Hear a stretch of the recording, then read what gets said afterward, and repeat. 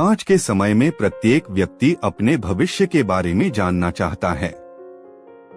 भला जानना भी क्यों ना चाहे।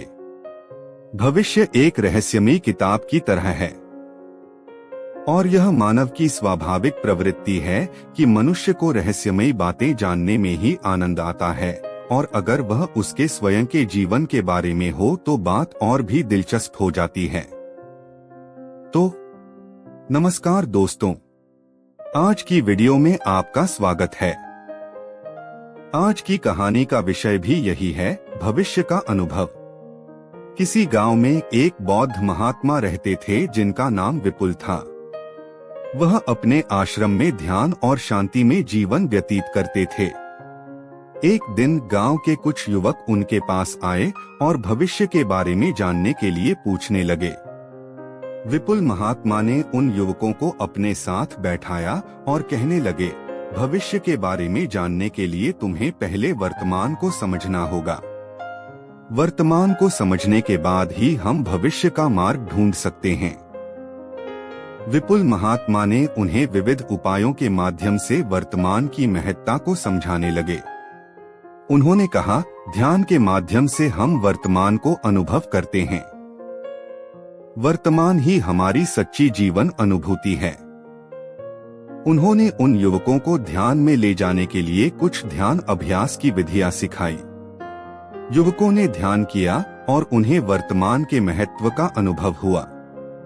विपुल महात्मा ने कहा, ध्यान के माध्यम से हम वर्तमान के साथ एक सच्ची संवाद को खोलते हैं।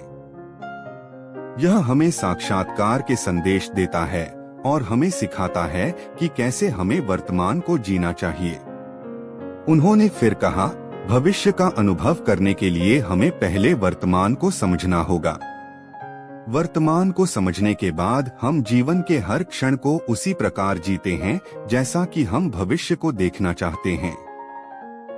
युवकों ने ध्यान में इतना अनुभव किया कि उन्हें वर्तमान के महत्व को समझने में सफलता मिली। वे अब भविष्य को भी समझने के लिए तैयार थे।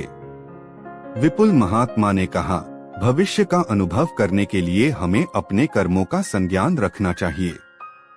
हमें यह जानना होगा कि हम अपने वर्तमान में कैसे कार्य कर रहे हैं। युवकों ने ध्यान की माध्यम से अपने कर्मों का संज्ञान किया और उन्हें समझा कि वे किस प्रकार से अपने भविष्य को निर्मित कर रहे हैं। उन्हें यह अनुभव हो गया कि भविष्य का सृजन संगठित करने का सबसे बेहतर तरीका अच्छे कर्मों के माध्यम से है। विपुल महात्मा ने उन्हें वर्तमान के और भविष्य के महत्व को समझाने के लिए कई ध्यान अभ्यास की विधियां सिखाई। उन्होंने युवकों को सिखाया कि उन्हें अपने कर्मों के माध्यम से ही सही और संगठित भविष्य का निर्माण करना होगा। अंत में युवकों ने विपुल महात्मा का आभार व्यक्त किया और उन्हें समझाया कि उन्हें अब अपने वर्तमान को सचेतता और संवेदनशीलता से जीना होगा।